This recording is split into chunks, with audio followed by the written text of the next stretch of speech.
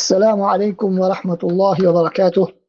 الحمد لله والصلاة والسلام على رسول الله. أما بعد. அன்பார்ந்த இஸ்லாமிய சகோதர சகோதரிகளே, ரமபான் பற்றிய குர்ஆனிய சிந்தனைகள் தொடரின் சூரத்துல் பக்ராவிலே இடம்பெறக்கூடிய 183 முதல் 187 வசனங்களுக்கான சுருக்கமான விளக்கங்களின் தொடரிலே அந்த வசனங்களில் 187 வசனமான உஹல்லலக்கும் லைலத்துஸ் ஸியாமிர் ரஃபஸு என்ற நீண்ட அந்த வசனத்தின் இறுதி பகுதியை நாங்கள் அடைந்திருக்கின்றோம். இதில் அல்லாஹ் தஆலா சொல்ல வரக்கூடிய விடயம் என்ன? தில்க ஹுதூதுல்லாஹி ஃபலா தக்ரபூஹா கذلك يبين الله آياته للناس لعلهم يتقون. அவைகள் அல்லாஹ்வினுடைய வரம்புகள். ஃபலா தக்ரபூஹா, அவற்றை நீங்கள் நெருங்க வேண்டாம். கதாலிக, அவ்வாறுதான், யுபய்யினுல்லாஹு ஆயாத்திஹி லின்னாஸ், மக்களுக்கு அல்லாஹ் தனது வசனங்களை தெளிவுபடுத்துகின்றான். லஅல்லஹும் யத்தகூன், அவர்கள் தக்வா உடையவர்களாக மாற வேண்டும் என்பதற்காக. இந்த வசனத்திலே சொல்லப்படக்கூடிய முக்கியமான விடயங்கள் என்னவென்று நாங்கள் பார்க்கும் பொழுது, முதலாவது அல்லாஹ் தஆலா தில்க, அவைகள் என்று சொல்கிறார். அவைகள் என்று சொன்னால் என்ன? இதுவரைக்கும் சொல்லப்பட்ட உண்ணுதல், குடித்தல், உடலுறவு கொள்ளுதல், இரவு நேரங்களிலே, ரமதானுடைய இரவு நேரங்களில் உண்ணுதல், குடித்தல், உடலுறவு கொள்ளுதல், இது போன்ற சப்ஜெக்டுகள், இது போன்ற விடயங்கள் இந்த வசனத்திலே சொல்லப்பட்ட விடயங்கள். அதைத்தான் தில்க, அவைகள் என்று சொல்லிவிட்டு ஹுதூதுல்லாஹ், அல்லாஹ்வினுடைய சட்ட திட்டங்கள், அல்லாஹ்வுடைய வரம்புகள் என்று அல்லாஹ் தஆலா சொல்கிறான். சொல்லிவிட்டு என்ன சொல்கிறான்? ஃபலா தக்ரபூஹா, அவற்றை நீங்கள் நெருங்கவும் வேண்டாம் என்று அல்லாஹ் தஆலா சொல்கிறார். நீங்கள் செய்ய வேண்டாம் என்று சொல்லவில்லை, நீங்கள் செய்ய வேண்டாம் என்று சொல்லவில்லை, நெருங்க வேண்டாம் என்று சொல்கிறான். அப்படி என்றால் செய்வது ஒரு புறம் இருக்க, நெருங்க கூட வேண்டாம். இஸ்லாத்திலே தடை செய்யப்பட்ட விடயங்களை பற்றி அல்லாஹ் சுப்ஹானஹு வ தஆலா அப்படித்தான் சொல்வான், நெருங்க வேண்டாம் என்று. வலா தக்ரபு ஸினா வலா தக்ரபு மாலல் யதீமி இல்லா பில்லதி ஹிய அஹ்ஸன், நீங்கள் விபச்சாரத்துக்கு நெருங்க வேண்டாம், யதீம்களுடைய சொத்துக்களை நெருங்க வேண்டாம் என்று அல்லாஹ் சுப்ஹானஹு வ தஆலா தடை செய்யப்பட்ட பெரும் பெரும் பாவங்களை என்ன செய்வான்?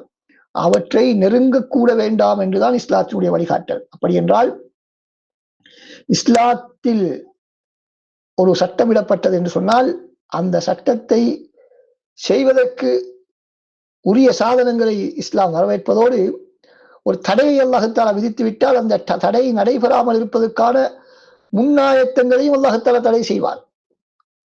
நவீன காலத்திலே உள்ள சட்டத்திட்டங்களை போன்று ஒரு விடயத்தை தவறு என்று சொன்னால் அதற்கு முன்னால் உள்ள விடயங்களை தவறாக காட்ட மாட்டார்கள். உதாரணமாக, தவறான உறவு வைத்துக் கொள்வது தவறு என்று சொன்னால், ஆனால் அதற்கு துணையாக இருக்கக்கூடிய காரியங்களை எல்லாம் அப்படியே திறந்து விட்டிருப்பார்கள். மனிதனுடைய இச்சையை தூண்டக்கூடிய, ஆசையை தூண்டக்கூடிய எல்லா விடயங்களையும் திறந்து வைத்துவிட்டு, நீ என்ன செய்ய முடியாது, அதை தவறான நடத்தையில் பலாத்காரமாக ஒரு பெண்ணை கற்பழிப்பது கூடாது என்ற சட்டத்தை போட்டுவிட்டு அதற்கு துணை செய்யக்கூடிய எல்லாவற்றையுமே திறந்து விடுவார்கள். ஆனால் இஸ்லாத்தை பொறுத்தவரையில் அதற்கு மாற்றமானது. ஒரு சட்டத்தை இட்டுவிட்டால் அதனை செய்வதற்கான அனைத்து வழிகளையும் இஸ்லாம் மூடிவிடுகிறது. விபச்சாரம் செய்யக்கூடாது என்று சொன்னால் முதல் விபச்சாரத்துக்கு அடிப்படை காரணம் பார்வையை தாழ்த்துவதிலிருந்து இஸ்லாம் என்ன செய்கிறது? ஆரம்பிக்கின்றது என்பதை நாங்கள் பார்க்கின்றோம். அதுதான், அதே போன்றுதான் அல்லாஹ் தஆலா இங்கு ஃபலா தக்ரபூஹா என்பதாக சொல்லியிருக்கிறார். பொதுவாக ஹதீஸிலே எங்களுக்கு தெரியும், ஹராம் தெளிவானது, ஹலால் தெளிவானது, அவற்றுக்கிடையிலே சந்தேகத்துக்கிடமான சில விடயங்கள் இருக்கின்றன. இது ஹராமா ஹலாலா என்று உறுதியான முடிவெடுக்க முடியாத சந்தேகத்துக்கிடமான சில விடயங்கள் இருக்கும். அதனையும் ரசூலுல்லாஹி ஸல்லல்லாஹு அலைஹி வஸல்லம் என்ன சொல்கிறார்கள்? அதனையும் தவிர்ந்து கொள்பவன் தான் ஹராத்திலிருந்து தவிர்ந்து கொள்ள முடியும் என்பதாக சொல்கிறார்கள்.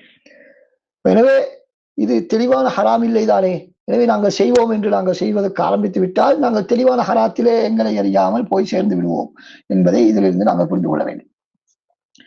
அடுத்ததாக நாங்கள் பார்க்கிறோம், அல்லாஹ் சுப்ஹானஹு வ தஆலா சொல்கிறான்,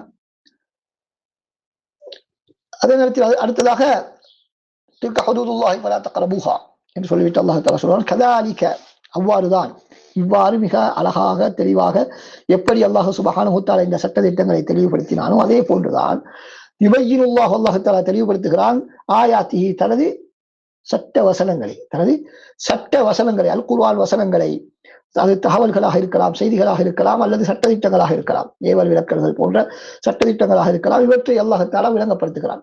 ஆயாத் என்பது அல் குர்ஆனிலே 2 வகையிலே வரும். ஒன்று இங்கு சொல்லப்பட்டிருக்கக்கூடிய வகை தகவல்களையும் சட்டத்திட்டங்களையும் உள்ளடக்கிய வகையை குறிப்பதற்கு ஆயாத் என்ற வார்த்தை பயன்படுத்தப்படும். இன்னும் சில வேளை அத்தாட்சிகள், உலக அத்தாட்சிகள், சூரியன், சந்திரன், இரவு, பகல், இது போன்ற விடயங்களை அல்லாஹ் தஆலா தெளிவுபடுத்துவதற்காகவும் ஆயாத் என்பதை பயன்படுத்துவார். இந்த இடத்திலே சட்டத்திட்டங்களை பற்றி பேசப்பட்டிருப்பதனால் நாங்கள் அதனை சட்டத்திட்டம் என்ற அடிப்படையிலே தான் விளக்கப்படுத்துகின்றோம்.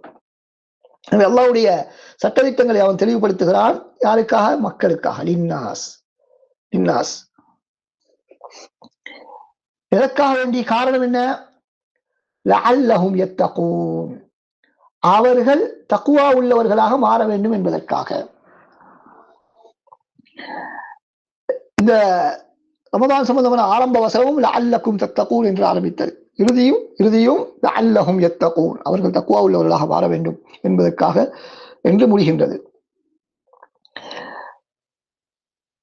இதுல இருந்து நாங்கள் புரியக்கூடிய முக்கியமான விடயம் என்னவென்று சொன்னால், அல் குர்ஆனை நாங்கள் அறிந்து கொள்வது, மார்க்கத்தை நல்ல முறையிலே கற்றுக்கொள்வது, அல்லாஹ் தஆலா ஸல்லல்லாஹு அலைஹி வஸல்லம் அவர்கள் தெளிவுபடுத்திய விடயங்களை நாங்கள் புரிந்து கொள்வது எங்களுக்கு தக்வாவை ஏற்படுத்தக்கூடிய ஒரு விடயம் என்பதை நாங்கள் இதிலே இருந்து புரிந்து கொள்ள முடியும்.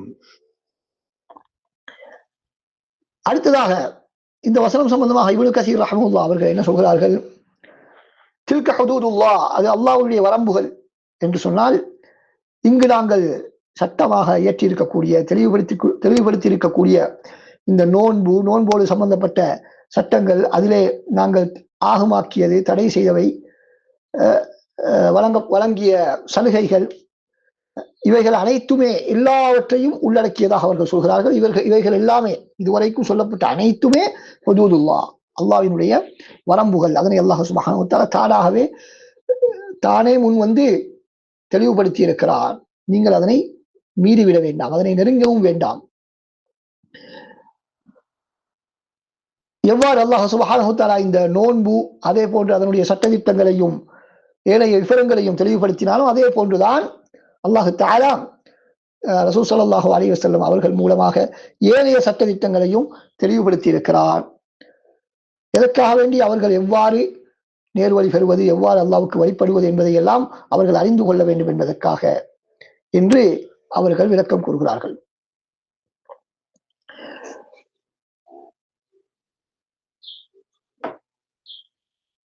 அடுத்ததாக அன்பார்ந்த சகோதரர்களே, இந்த வசனத்தை அல்லாஹ் தஆலா தக்வாவை கொண்டு முடித்திருக்கிறார். தக்வா என்பது ஒரு சாதாரண விடயம் அல்ல.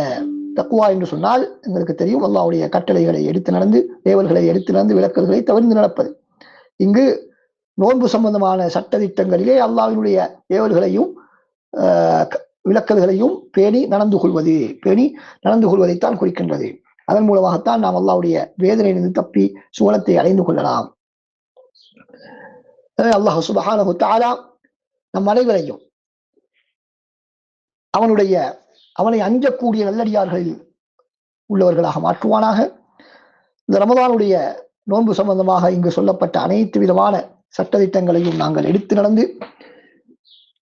அல்லாஹ்வினுடைய உயர்ந்த சுவனத்துக்கு உரியவர்களாகவும் பாவ மன்னிப்புக்கு உரியவர்களாகவும் வாழ்வதற்கு வல்லவன் அல்லாஹ் சுப்ஹானஹு வ தஆலா நம் அனைவருக்கும் அருள் புரிவானாக. இன்ஷா அல்லாஹ் எஞ்சிருக்கக்கூடிய ஓரிரு வகுப்புகளில் நாங்கள் சூரத்துல் கத்ர், இன்னா அன்ஸல்னாஹு ஃபீ லைலத்தில் கத்ர் என்ற அத்தியாயத்தின் சில விளக்கங்களை இன்ஷா அல்லாஹ் நாங்கள் பார்க்க இருக்கின்றோம். அஸ்ஸலாமு அலைக்கும் வரஹ்மத்துல்லாஹி வபரகாத்துஹு.